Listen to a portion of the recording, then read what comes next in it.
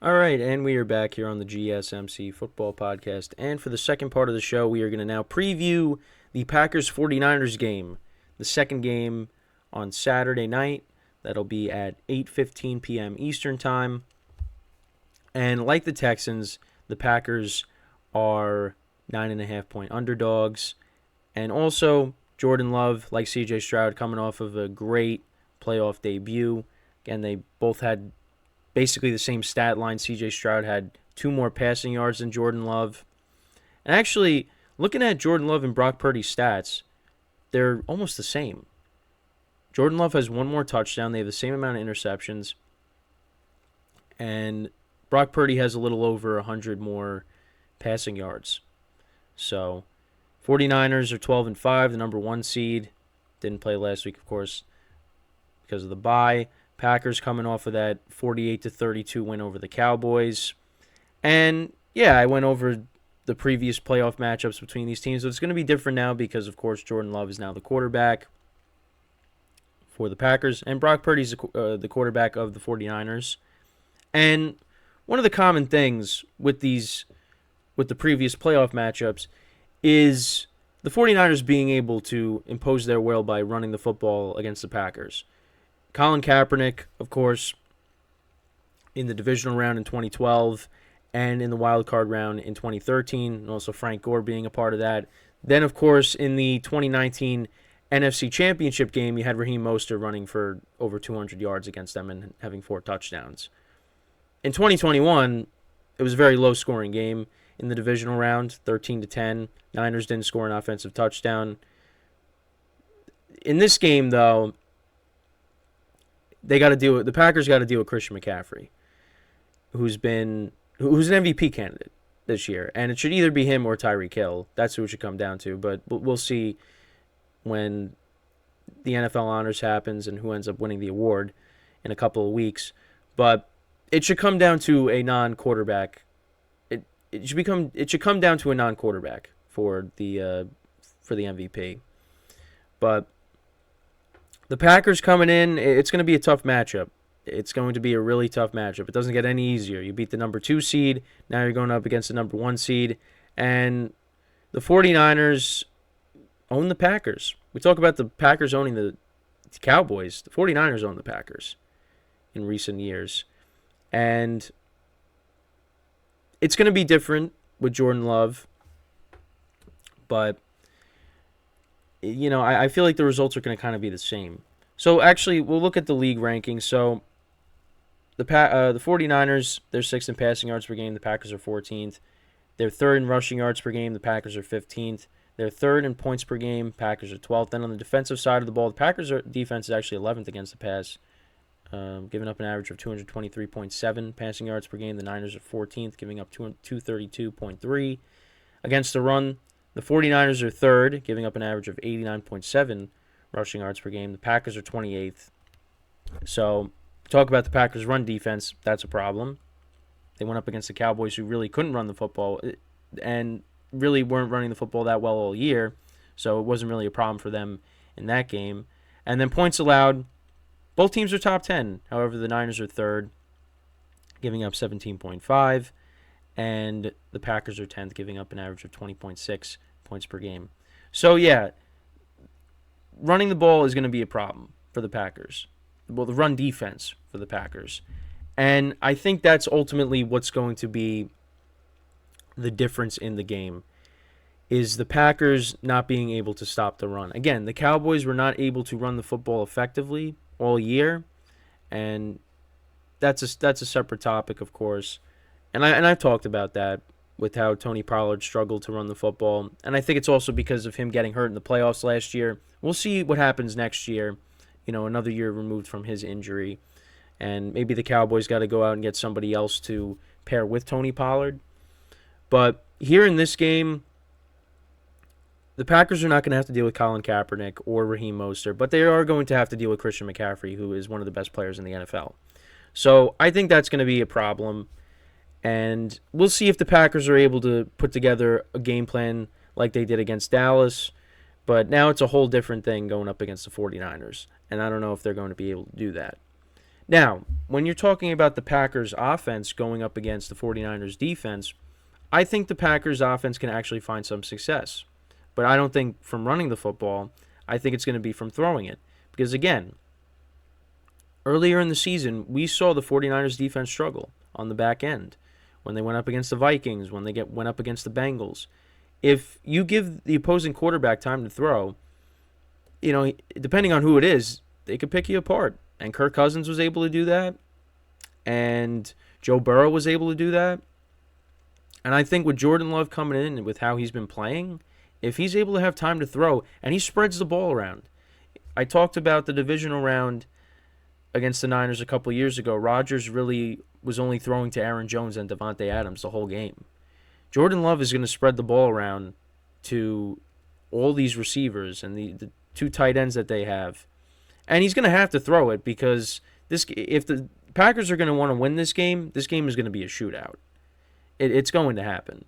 I think if the Packers fall behind early, this game is going to be over. I don't see the Packers coming back from it. Which I said the same thing against the Cowboys. If the Packers fell behind, I don't think they were going to be able to come back. But thankfully for them in that game, they were always ahead. But here it's going to be a lot different. The defense is going to have to really step up, and they're going to have to contain Christian McCaffrey. But then you also got to deal with Deebo Samuel running the football and catching passes, and Brandon Ayuk and George Kittle. There's so many weapons on this offense. So the Packers are going to have to put up points in this game. But if they're not able to protect Jordan Love and he's getting sacked all over the place, it's going to be a long night for them. They're going to struggle to run the football. Aaron Jones, he's rushed for over 100 yards in, I believe, 4 straight games now, including the playoff game against the Cowboys. But I don't think that's going to happen in this game against the Niners. I don't think it's going to happen because, again, we just talked about it. The Niners' run defense is really good, so the Packers are going to have to throw it.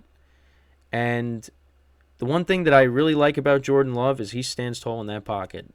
When the pressure was coming a couple times in the Cowboys game, he was still able to, avoid it, stand tall, complete the pass. I know a lot of guys were wide open, but that's something he's going to have to do in this game. He's going to take hits in this game. So, and I'm just curious to see how this matchup is going to be overall, just because again, it's a new quarterback now for the Packers going up against this Niners team. And again, hoping this is a good game. With the spread pool, my spread pool, I'm not going to finish in the top 4. So I did take the Packers with the points, but I'm not really, I'm picking more with like my heart as opposed to my head. Because the 49ers could definitely run up the score. I feel like this game could be similar to what it was like last year with Seattle in the first round, where Seattle kept it close. Seattle was actually winning that game at one point, and then the 49ers in the second half just opened it up, and they pulled away. I feel like something similar could happen in this game.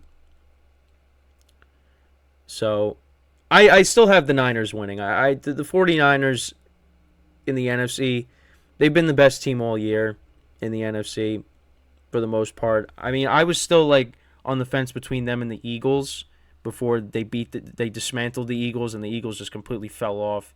And then Dallas, kind of stepped into the number 2 spot, but I'd still put the 49ers over them. For the most part, the 49ers have been the best team all year. I think it's also because when they had that 3-game losing streak, that was kind of when we put the Eagles as the number 1 team in the NFC. But once they got right and they got back to how they were at the beginning of the season, the 49ers are the best team. And I think they're going to show people tomorrow night why that's the case, because they could beat you in so many different ways, and I expect Brock Purdy to play well. I really haven't even talked about him. I talked about the weapons. I haven't really talked about Brock Purdy. But yeah, I just think this is a tough spot for the Packers. But like the Texans, because I have the Ravens winning. Credit to the Packers for getting this far. They had an up and down season. And the fact that they are playing the number 1 seed in the 49ers and they got to this point really is a credit to them. And the other thing too is when Brian Gutekunst said this is going to be an important stretch for Jordan Love because, Jordan Love was up and down. Jordan Love really, took control of the season, and he looks like he's right now he's playing like a top 10 quarterback. More towards getting into the top 5. Well, I'm not saying he's a top 5, but he's working his way there the way he's been playing. But he really answered the call when Packers general manager spoke, because it was a crucial point, because if Jordan Love ended up not playing well, then maybe the Packers didn't find the guy. But I think it's safe to say that the Packers do have the guy. Now, and we'll see if he could repeat that next year, but I don't want to get ahead of myself. But yeah, I mean, the fact that the Packers were able to put together, I mean, they were 6-6 at one point. Then they beat the Chiefs. Then they lost to the Giants and the Bucks. Then they won 3 straight. Then they destroyed the Cowboys in the wild card round. And now they're playing against the 49ers.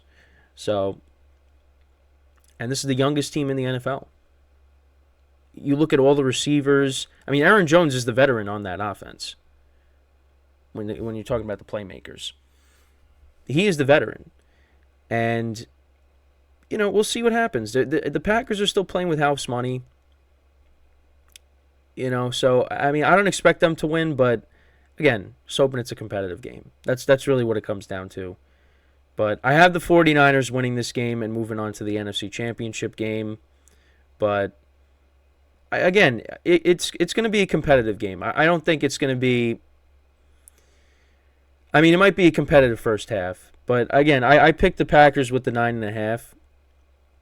But, again, that's more with my heart as opposed to my head. Because I could definitely see the Niners winning by multiple scores in this game.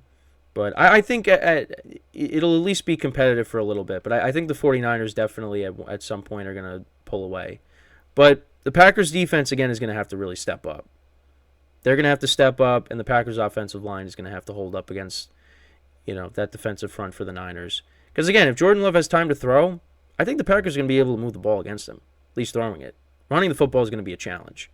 But I think the way Jordan Love has been playing, if he's got time to throw and he can move around, I think the Packers offense can move the ball on this Niners defense. Because again, we saw it in a few games this year. It's not like it didn't happen. So, but let me know what you guys think about this game. Who do you see winning? How do you see this game playing out? Let me know what you guys think. So before we go to our second break of the show, I just want to remind you guys once again to tip or donate, get your comments recognized. Make sure to go to the following link. That is streamelements.com/gsmcsportsnetwork./tip. Again, that really helps the show, makes the show more interactive between myself, the host, and you guys, the viewers. Again, that is streamelements.com/gsmcsportsnetwork./tip. And as always, it is displayed on the ticker on the bottom of the show segment down below. So, when we come back from our second break of the show, we are then going to preview the third divisional round matchup, and that'll be the first game on Sunday, and that is between the Tampa Bay Buccaneers and the Detroit Lions. And I bet we all expected this was going to be a matchup in the playoffs going into the season. So that is what we will do when we come back from our second break of the show. It's also another rematch from earlier in the season. So we will discuss that when we come back from our second break of the show, like I said. So, with that being said, stick around, and we'll be right back here on the GSMC Football Podcast.